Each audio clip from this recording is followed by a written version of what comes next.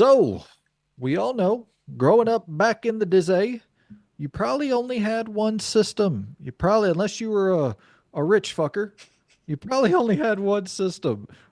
And unfortunately, that means you're going to miss out on a lot of classics, a lot of great titles if you only have that one platform because console exclusives were a thing.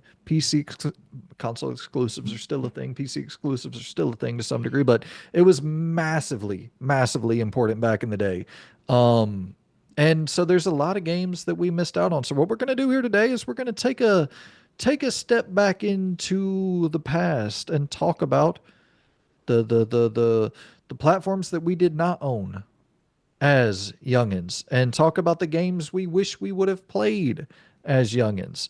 And Saloon, this was your topic idea, my friend. So I'm going to let you kick this thing off first. What was a platform that you missed out on as a youngin? So I didn't pick one specific platform to pull all the games from. I did dip into, I think some of them are PC titles and some of them are, I think it's PlayStation 1? No, PlayStation Okay. 2, I think. And I think some of them are PlayStation. I think I just was greedy. I didn't get enough games. But No, you're good. Dragon Guard 1 is my first title. I think that's a PS2 title, right? I believe so. I'm actually kind of unfamiliar. So I won't lie, I couldn't find good footage of Dragon Guard 1. So I've opted for Dragon Guard 3, but it serves the same purpose. But yeah, being a massive, massive, massive fan of Nier, um, the games are tied to Nier.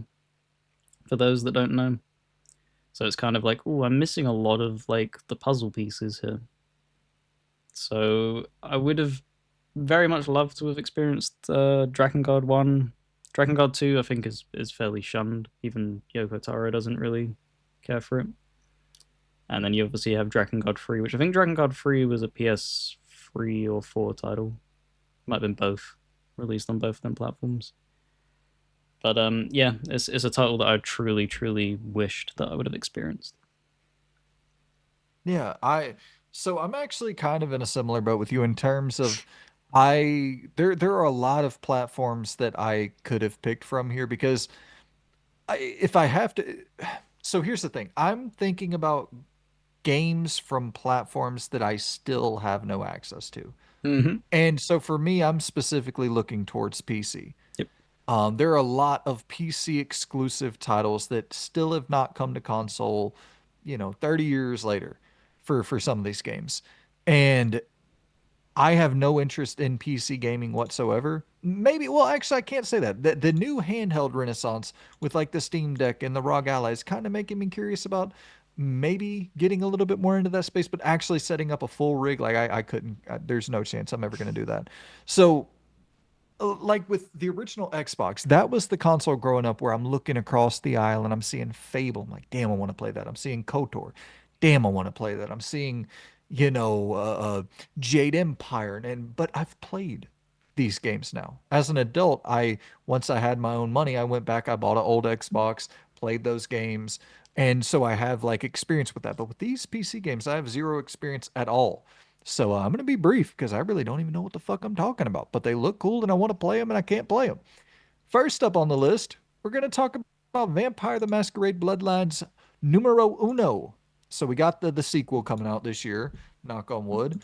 I still am very, very, very, very, very skeptical about that thing, but it's supposed to be coming out this year. And I would really like to play the first game. It seems like that thing has such a cult following. It's kind of surprising that there's no remastered version or no something that they're selling for $70 and you get like a pair of bat ears or some shit with it. It's the type of thing of like have it my thought process on like I would have never expected Stalker to get that remastered collection because it was so synonymous with just running like arse on even when it came out, and it's one of them things where it run the further away you got from release, the harder it is to make it run without mods and stuff like that. So I think that's probably Yeah. why. But I could see it's the thing, but that with Stalker 2 that came out, you obviously had the remastered package. I could see them throwing some money and seeing if people want that experience. Yeah.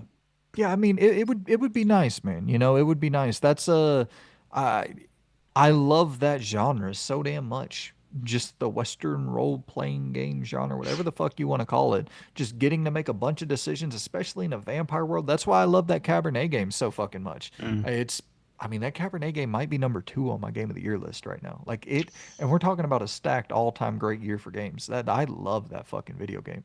And so it just makes me even much because this is, Cabernet is very limited. It's an indie style vampire role playing game. Like, give me that dude running around. It's first person, right? Vampire Masquerade Bloodlines one. I I think think it's it's all in. first and third. It's Oh, it's you can more of an swap to immersive third. sim RPG. It's like a Deus Ex. So you get to make decisions and all Yeah, that, right? Like I it's think so. all Yeah, and morally, it's yeah, like there's yeah, stealth. There's different lanes of what you can do and stuff like that. It's like very Deus Ex in its design. yeah.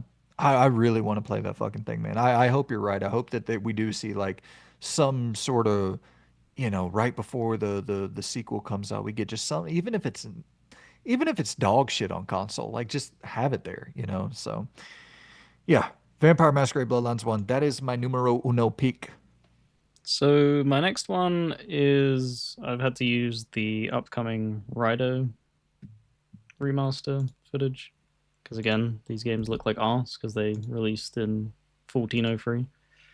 But early SMT games I'd obviously never experienced entering into the what do you call it, the series at like Persona 3 and stuff. So I've heard really good things of like Digital Devil Saga and stuff like that, and I'm so glad that they are actually going back and giving us like Rido remastered and stuff because it shows that they're willing to go back to them older games that probably aren't going to do the level of numbers that Persona 5 and 6 will do for them, but they're at least willing because they gave us Soul Hackers 2 the other year. So, yeah, I'd love to see them go back and I don't even need them to be in like the Persona 3 Reload level of quality. It falls again in this. I think we just as both of us as players, we don't even mind playing it in its like original inception, No, even if it is to its detriment. It's just that thing of no. like I want to know what it was like because if I want to experience that right now, I need to go out and buy the system that it originally released on, and more than likely buy a physical copy of it, which is probably going to break the bank, or emulate it, which then, because that's the thing, when you emulate it, I don't know, it just feels weird to me. I think we're both in that kind of similar boat of I want its original state more so than anything. And emulation kind of there's a cheat. That's what that feels like, as a cheat code. I don't mind emulation at all. I actually, for old games, I fucking welcome it, especially when these publishers, developers are just sitting on their ass, not, like if it's a game that people want to play and you're not giving them a way to play it, it's like that's that's on you Oh yeah, I don't if block you miss anyone out from on doing it. sales. It's just something Yeah. I struggle to. It's also the thing of like not wanting to jump through the hoops with like how you Yeah, were no, talking I about. feel Yeah, that. that's probably more what Totally. it is. Yeah, I totally feel that. All right, so my next pick on the list here, I'm gonna go Extreme Warfare Revenge. Once again, back to the PC space, and this is a PC ass PC video game, my friends. It is a all sim based wrestling like management simulator. But supposedly this is like as deep as it gets for a wrestling, kind of GM mode is my favorite mode in the history of wrestling games.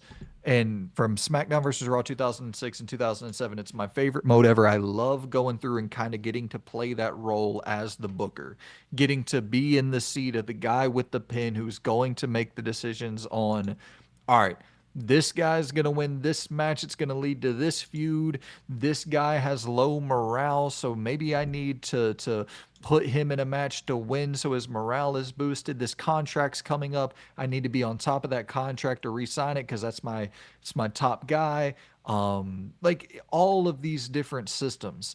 And and just managing all of that and trying to build the best card week in and week out, build the best promotion that you can possibly build with the best riders and the best rivalries and the best, upgrading your lighting rigs and upgrading your stage presence and all of these different things that encompass a putting together a product, a wrestling television show product, week in and week out on on TV and build into the pay-per-views. So I didn't get to watch any of this footage till now. This is so reminiscent of Football Manager. Yeah. Um, so I guess a cool question I could like pose to you is in the early inception of Football Manager, it didn't have a match engine. It would play the matches out, so you'd go to like the match week and then play the match, and it would just be like little dots on a screen. Yep. Would you just be happy with that as like a text pop up?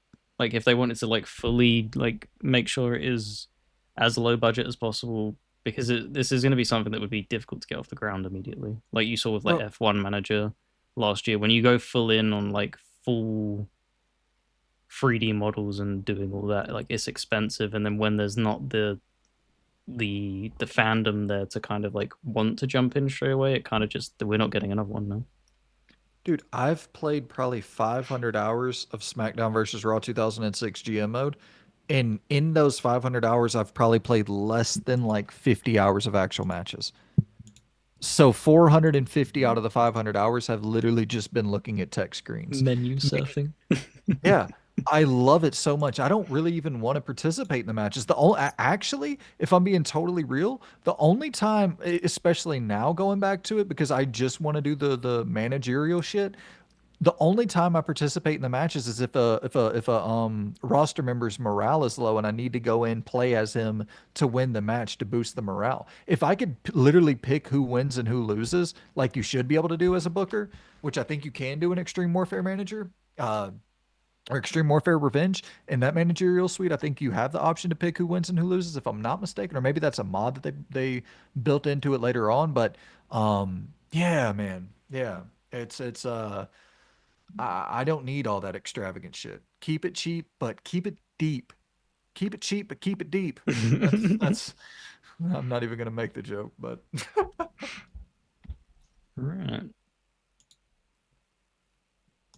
Up next is another one for me, and oh god, this is a very brief uh, trailer thing, so I have to quickly tab. Vagrant Story. It is a very very old game, but one that I've missed out completely, and I think it's I don't know, they just don't make them like this anymore. It's more like I wouldn't say morbid curiosity. It's just curiosity. I just want to see like how this played because you hear these types of games where they're held so highly, and a perfect example of this is Suikoden, I believe is how you say it.